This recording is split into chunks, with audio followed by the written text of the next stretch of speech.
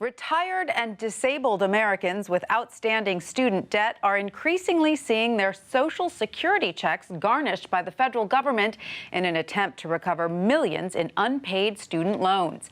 And this is leaving thousands of people over the age of 50 with below poverty incomes, according to a new report out Tuesday.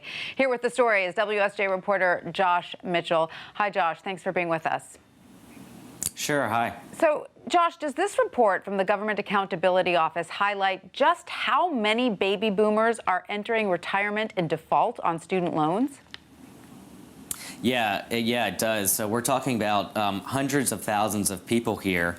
And what's interesting is that a lot of these people have carried this debt for 20 years or more. So this isn't new forms of debt. This has been debt that has been hanging over their heads for a while. And most of them borrowed for their own educations, but you say a large number of them took out loans to help pay for their children's educations. I find that particularly heartbreaking. Yeah, so there's a program called Parent Plus, and this is where if you have a child that wants to go to college and they can't get enough loans themselves, the parents can take out the debt. And this is a concern because the parents don't get the boost in the income. So the whole idea of the government loan program is you go to school, you get a higher income, and then you're able to pay back the debt, but parents don't see that boost in income. And Josh, in your reporting, you spoke with some senior borrowers who are struggling with this. What did they tell you? Well, you know, one I talked to, she went to college in 2008. She was in her early 50s. She wanted to get an associate's degree.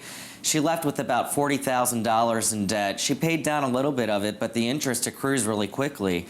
And I think this is one of the big questions about this student loan program is if you have such a loose form of credit and there's not really an ability to repay review here on the front end, you're going to have a lot of people who graduate with student debt that they just aren't going to be able to repay, and you're going to have high default rates.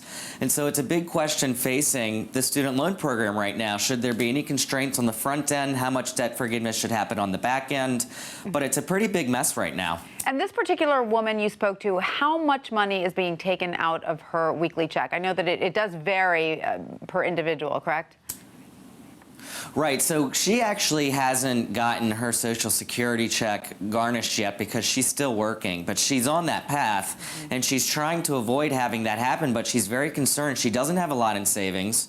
She has a home, but you know it's not worth that much. She lives in the Midwest, and she doesn't really have much. And so there's a lot of people like her who they're really relying on their Social Security checks as their main form of income, and if you take money out of this to pay for student debt, you know, a lot of them are going to find times to be very tight in retirement. Right, taking just even a little bit out makes a big difference. So let's dig a little deeper into the numbers, Josh. How many Americans ages 50 and older have seen their Social Security benefits reduced in the year through September 2015?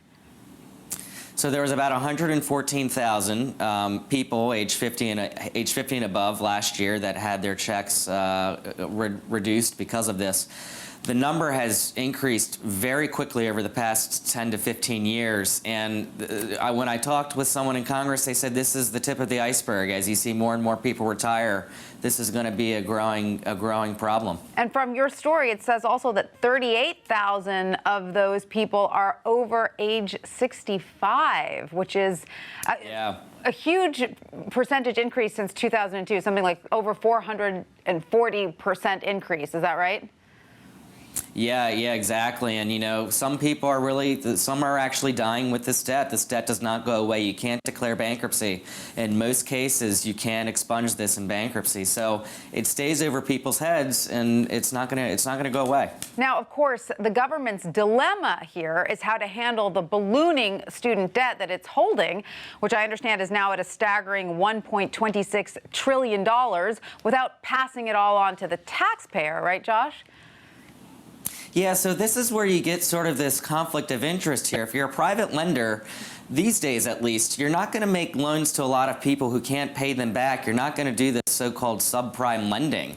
It's different for the student loan program. The idea is if you have bad credit and you want to go back to school and you want to, improve how much you're paid over the long term, you go to school, and the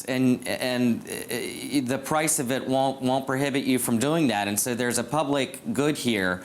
But the problem is the Congress has passed these laws to try and reduce the cost to taxpayers. So they're trying to make sure that taxpayers don't have to cover this themselves, and they have to go after people who can't repay their debt. But then you have these consumer advocacy groups who are saying, well, wait a minute. You're going after people who are already very poor, and they have no hope of repaying this debt, and this is really becoming a burden on them. So you have these competing interests here. So, Josh, you've also spoken with lawmakers. Do you see this shaping up to be a big policy issue in Washington going forward? Yes, I do. I think the more that reports come out like this, especially with the lobby, the seniors lobby, this could become a big issue, and you might see some hearings soon on this. All right, Josh Mitchell, thank you so much for that. Sure, thank you.